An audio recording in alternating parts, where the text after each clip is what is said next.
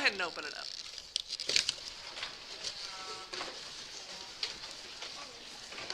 All right.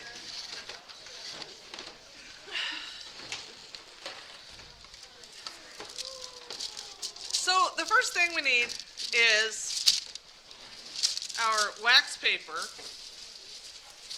I have made a mess, but that's okay. And in your thing, you should have, in your kit, you should have two little containers of this colored stuff. It is not sugar, it is not sprinkles, it's just sand. So we're going to get that out, and then there should be a little spray bottle of what looks like water. It is not water, and it is smelly. We're going to need to open the doors, yes. Vinegar? Thank you. It's not vinegar either. That would smell better than this stuff.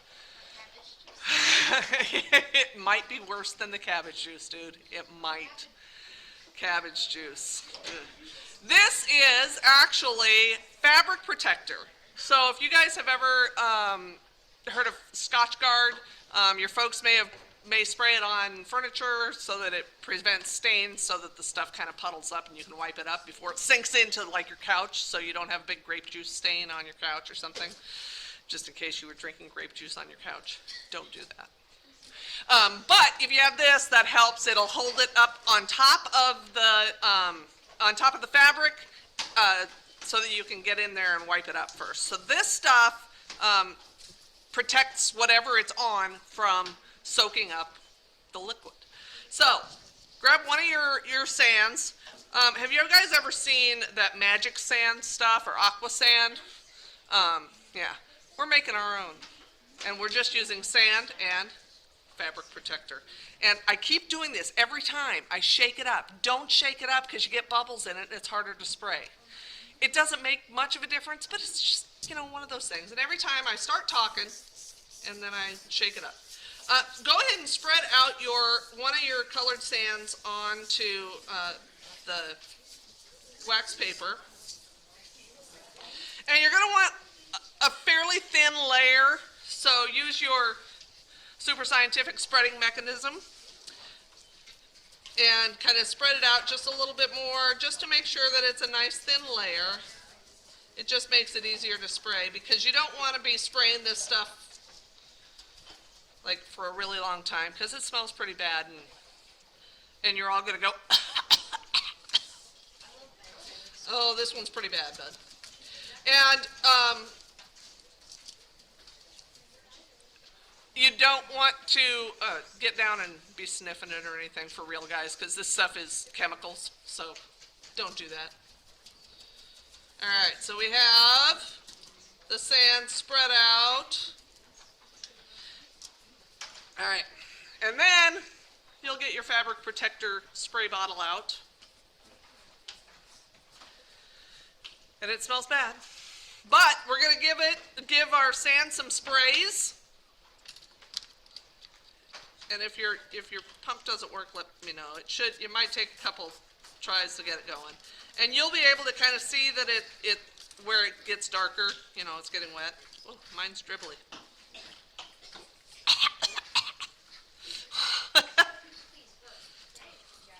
Mine was just mostly dribbling. All right. And then use your formerly super scientific spreading mechanism, which has miraculously turned into a super scientific stirring mechanism, to kind of move it around just so that you can make sure that all the sand got covered with that stuff. And then we'll spread it back out so that it can dry.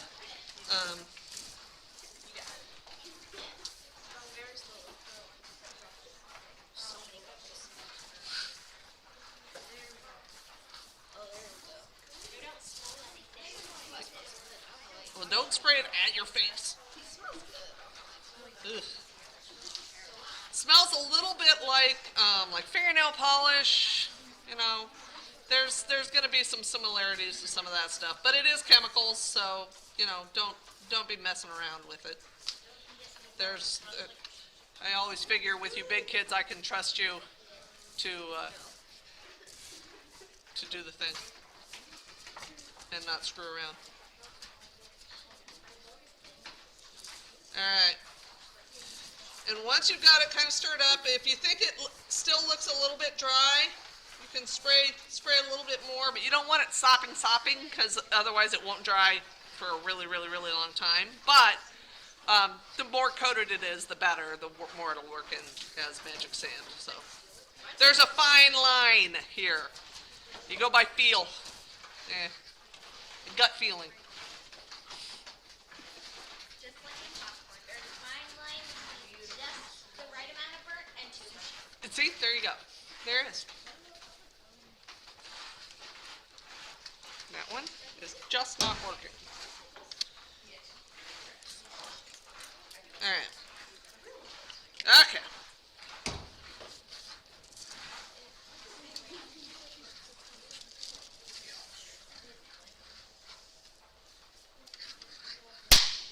All right, and then once you get it all mixed up and kind of spread back out, set it, set it aside so it can dry for a little while, and we'll see if we can get it dry enough while we're doing this other stuff. Meanwhile, in your kit, you also have a balloon, and it's a nice big one this week. So we're going to blow it up. We're going to tie it off. If you need help tying it, let us know. We can probably do that. You should be able to get these blown up, although they're big. So you should be able to do that, yeah. Excuse me. Well, probably about that big.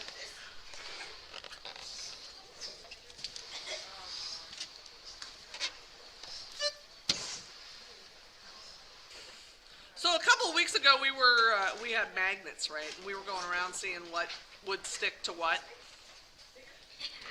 Well, today we're going to kind of do the same thing, except with an electromagnet. A static electromagnet. So, you guys know static electricity, right? In the winter, you put on your slippers, you go shuffling across the carpet, you turn on the light, and No, you touch the doorknob. or a doorknob, or you touch, your brother. So we are going to create our own electromagnet with our balloons, and it's very exciting. You need something that is a natural fiber. So you need something like a cotton t-shirt, or your hair, although the hair with big balloons sometimes won't work quite as well. Or a wool blanket, a cotton washcloth, that kind of stuff. If you have a microfiber shirt on, we've got a t-shirt here, or find a buddy and just rub it on their back. All right. And if you get it charged up, right, you can get your hair to charge up. It's very cool. All right. So what's happening is the electrons in the thing, in your electromagnet here, are getting charged by rubbing against something. Oh, don't shock your eyeballs. I said I didn't. Oh, okay. I mean, I wasn't planning on an eyeball shocking there. Holy cow. You all right? Yeah. All right. Okay, good. Whew. Yes, electromagnets can be dangerous. They charge up, and then what happens is opposite charges attract, and similar charges will repel each other, like with the magnets. So with our magnets, if we had a positive end and a positive end, and you tried to push them together, they push apart, right? That's going to be the same kind of thing with this. So if you charge this up, and you find something that has the opposite charge, it will stick. And my wall doesn't work very well, and neither does that. So you can, the wood usually works pretty well. Our cement wall works well. You are seeing what it sticks to, and then we'll be back and we'll try some. What else? Does it stick to your head?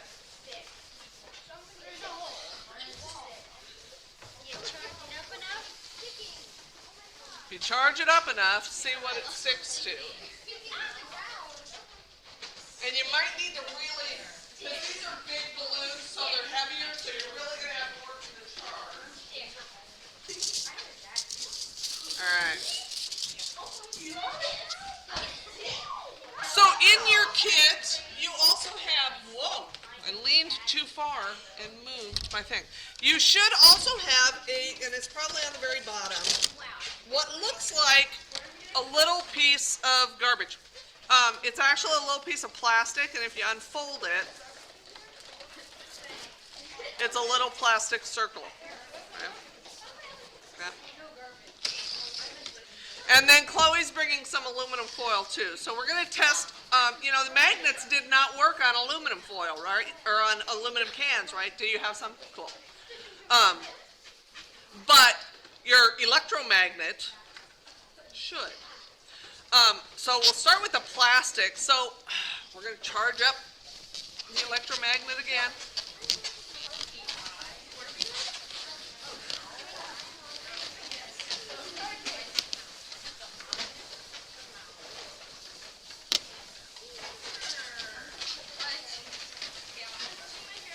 And charge up your little plastic piece of plastic, a little plastic circle.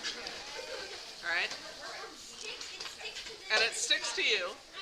And then, if you can get it to stop sticking to you, you can make it float if you charged it on the same thing, because then it has the same charge and it's pushing it apart.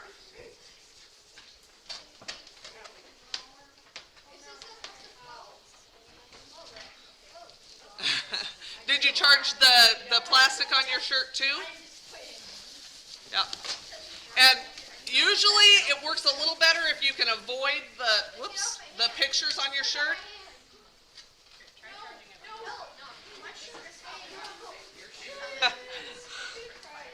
Oh, and now it's attracted to me.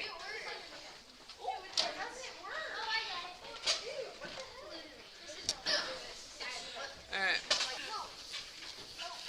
Because what you want is it to get the same charge. So if you are rubbing it on two different things, you may not end up with the same charge. So if you're rubbing your belly and patting your head, I can do it one-handed and not the other way. Then you may end up with the same charge, and it's going to attract it. All right, are we getting it to repel?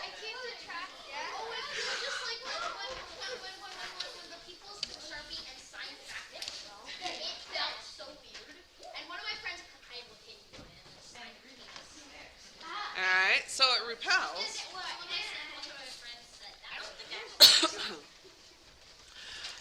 And then with our little aluminum foil, if you squish those up into little tiny balls, not really squished together, but just roll them into little balls, not super tight, but smallish. And I have to put them on something else. Your tables seem to work fine. Mine on this plastic sheet that I have on here doesn't work very well, so I have to put them on either paper or on aluminum foil. But it's easier to see on the paper. You should be able to get those to attract to your balloon also. So did we get our things to float for the most part? Joseph, you're still working on yours? We'll get there. But I do want to show you too, the little aluminum foil balls. You should have your little sand cup, the empty one. If you put that over your aluminum foil balls, you should be able to get those things to bounce around. And then fall.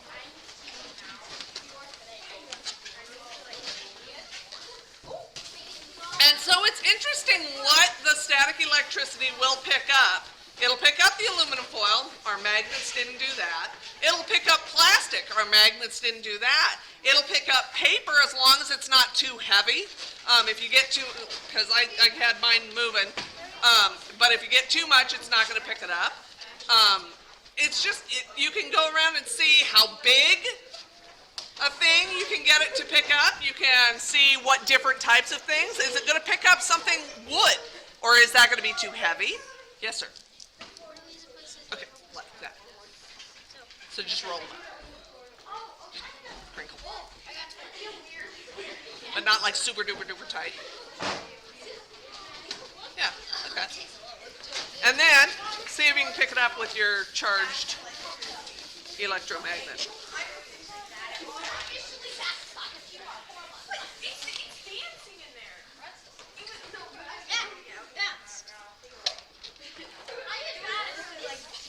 And what will it work through? Alright, and I've got 2 of those. So that is our static electricity.